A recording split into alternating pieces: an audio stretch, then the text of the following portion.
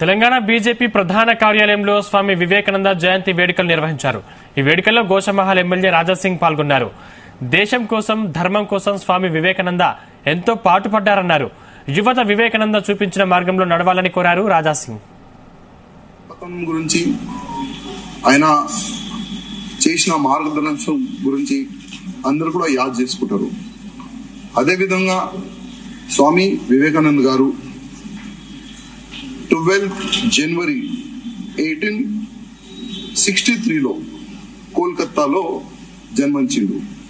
వాళ్ళ నాన్నగారు విశ్వనాథ దత్ హైకోర్టులో చాలా మంచి అడ్వకేట్ గారు ఉండే. అదేవిధంగా వాళ్ళ అమ్మగారు భువనేశ్వరి దేవి. అంటే మన ఇంట్లో ఏ విధంగా వాతావరణం ఉంటే అదే వాతావరణం పిల్లలు కూడా వస్తుంది. భువనేశ్వరి దేవి గారు వాళ్ళ అమ్మగారు మంచి పూజా కార్యక్రమం చేసుకోవాలి. భగవద్గీత గాని, విశ్వ పురాణ గాని గ్రంథాల గురించి ఇంట్లో ఒక మంచి వాతావరణం చేసుకోండి. చుట్టుపక్కల ఇంట్లో కూడా పిలిపించి ఆ కార్యక్రమంలో అందరూ కూడా ఇన్వాల్వ్ చేసేది. అదే కార్యక్రమంలో స్వామి వివేకానంద గారు కూడా ఇన్వాల్వ్ అయ్యేది. ధర్మం గురించి, దేశం గురించి, సమాజం గురించి ఏదో నేను తెలుసుకోవాలి ఒక మంచి భావన చిన్నప్పటి నుంచే ఆయన మనసులో పుట్టింది. అదే మంచిదనం ఇవాళ మనం చూస్తున్నాం. యావత్ భారతదేశంలో ఆయన ఇచ్చిన సందేశం గుర్తిస్తారు. చాలా వరకు ఇవాళ ఉన్న యువకులు ఫాలో చేస్తారు. అదేవిధంగా నేను ఏదో ఒక మహానుభావు ఒక గురుగా చేసుకోవాలని ఒక సంకల్పమైనది. స్వామి రామకృష్ణ పరమహంస ఆయన ఒక గురుగా ఆయన నమ్ముకుండు. మన కోల్కతాలో కాళీమాత టెంపుల్ అక్కడనే స్వామి గారు ఉండేది.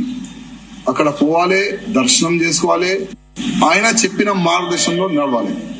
స్వామి వివేకానంద గారిది ఒక ఆలోచన, నేను దేవుడిని చూడాలి. దేవుడు ఏ విధంగా ఉంటాడు.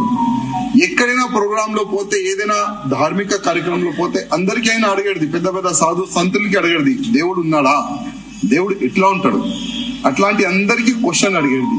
కానీ అందరు సాధు సంతులు చెప్పేది ఆ దేవుడు ఉన్నాడు దేవుడు. కానీ స్వామి రామకృష్ణ పరమహంస గురువు గారు దేవుడు ఎట్లా ఉంటాడు ఆయన దర్శనం చేపించిన తర్వాత స్వామి వివేకానంద గారు నా జీవితం, నా ధర్మం గురించి, నా దేశం గురించి, నా సమాజం గురించి భారతదేశం మొత్తం యాత్ర చేసిండు. ప్రతి ఒక్క భాష ఏ విధంగా ఉంటది, ఆ కులం పిచ్చి కూడా చాలా వరకు ఉండేది. ఈ కులం పిచ్చి ఉండకూడదు, మనమందరం ఒకటే సమానం. ఆ సందేశం తీసుకొని ఆయన ముందుకెళ్ళాడు. అందుకోసం ఇవాళ ఆయనకి స్వామి వివేకానంద చెప్పేది. అదేవిధంగా ఇవాళ